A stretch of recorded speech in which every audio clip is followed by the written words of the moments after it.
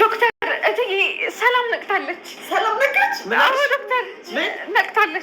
ሰላም ሰላም፣ እንዴት ናችሁ? ደህና ናችሁ? የቻናሌ ተከታታዮች ቤተሰቦቼ በሙሉ ሁላችሁንም ሰላም ብያለሁ። ለቤት አዲስ ይሆናችሁ የደውል ምልክቱን በመጫን ቤተሰብ ይሁኑ ለማለት እወዳለሁ። እንግዲህ ያው ኖላዊ ድራማ ማለት ነው ክፍል 18 እንሆ ተለቋል። ዛሬ በባለፈው ፓርት ላይ እንግዲህ ሰላም መታከም እንዳለባት እና ደም እንደሚያስፈልጋት የሚያሳይ ፓርት ነበረ እና የምናሴና የእናቷ ተመሳሳይ ስላልሆነ የተመሳሳይ የሆነ የአባቷ ነበረ። አባቷ ደግሞ ወደ ውጭ ነው የሚገኘው ማለት ነው። ስለዚህ ምን ማድረግ አለብን ብለው በጣም እንትን እያሉ ስለነበረ እንግዲህ እንዳጋጣሚ ያው ሀና እንትን ስትል ደሟ ጋር ይመሳሰላል ማለት ነው እና ያላትን እንግዲህ በቅንነት ወይንም ደግሞ በፍላጎት በማዘን ደረጃ እንዲሁም ደግሞ ሰላምዬ መሞት የለባትም በሚል ሀሳቧ እንግዲህ የእናቱንም የወንድሙንም የራሷንም እንዲሁም የሰላምዬን ጭንቀት የተረዳችው ሀና ፍቃደኛ ሆና ያው ተመሳሳይ ደም እንዳላት እንዲሁም ደግሞ መስጠት እንደምችል ተናግራለች ማለት ነው። ግን እውነት ለመናገር ምናሴ ማለት ነው ከአቅም በላይ እንደዚህ መሆን የለባትም ሀና፣ ልጄን አተርፋለሁ ብለሽ ለምንስ ሀና ትጎዳለች ብለው እናቱን ሲናገር ነበረ ማለት ነው። እና እኔ የተረዳሁት ነገር አለ እናትየዋ ጋር ማለት ነው። እንግዲህ የሰላም እናት ስለ ሰላም ብቻ ነው እንጂ ስለ ሀና ምንም እንትን እየተቆረቆረች አይደለም ማለት ነው። እና ግን ያው በቀን መስጠት የነበረባትን የደም መጠን ያክል ለሰላም ሰጥታለች ሀና ማለት ነው።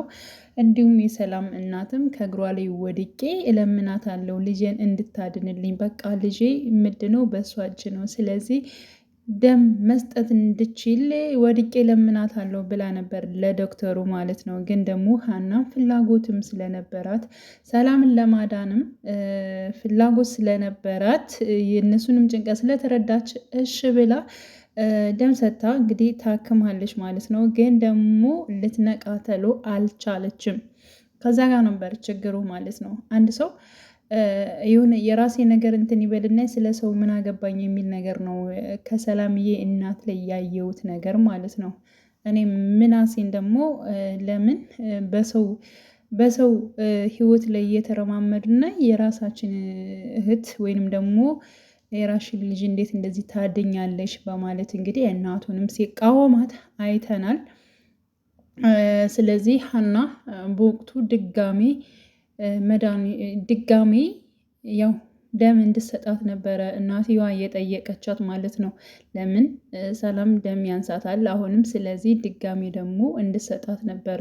እኔ በአንድ ቀን እንደዚህ ማድረግ አልችልም፣ መስጠት ያለብኝን ሰጥቻለሁ፣ ግን ከዚህ በላይ ከሰጠው ደግሞ እኔ ራሱ እጎዳለሁኝ፣ እንዴት ይሆናል? የጤና ባለሙያም ከመሆኑ አንጻር ያለውን ነገር እንግዲህ ለሰላም እናት አስረድታት ነበር ማለት ነው። ግን ደግሞ ራስ ወዳጅ ስለሆነች ማለት ነው የፈለግሽውን ያክል ገንዘብ እሰጥሻለሁ፣ አባትሽንም አሳክምልሻለሁ እና እባክሽን ይሄን ነገር በድጋሚ አድርጊልኝ በማለት እንግዲህ ሀናን ተናግራት ነበር። ሀና ደግሞ ከአቅሟ በላይ ስለነበር በጊዜው አልተቀበለቻትም።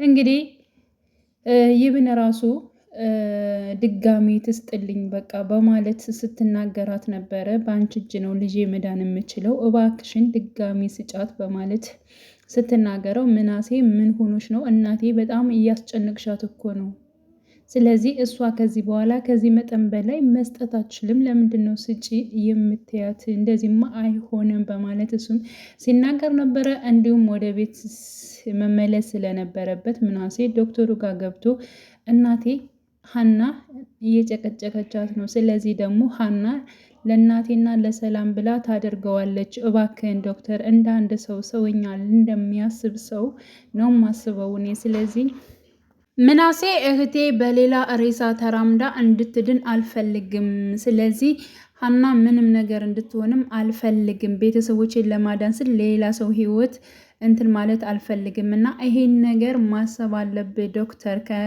ማከናወን በፊት በማለት እንግዲህ ዶክተሩንም አስጠንቅቆት ነበረ።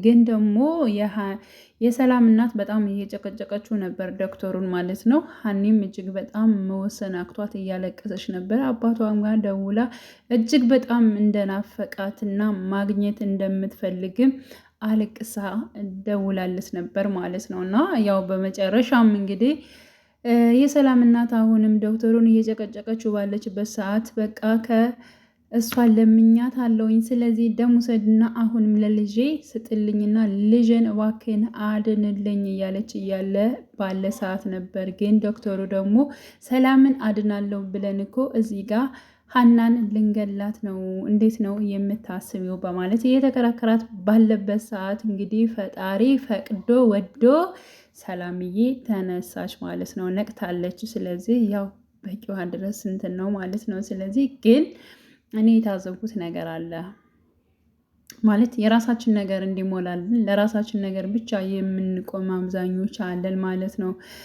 ከሰዎች ይልቅ ማለት ነው። እና የሰላምን እናት ይህን ነገር ነው የተረዳሁት። ግን ሀናም ልጇ መሆኗን ብታቅ ምንኛ እንትን ባለች ብዬ አሰብኩኝ ማለት ነው። እና ያው እንግዲህ በስተመጨረሻም ያ ሁሉ ነገር በሀኒ ተጠናቋል ማለት ነው። እና ውድ ቤተሰቦች የዛሬው ፓርቲ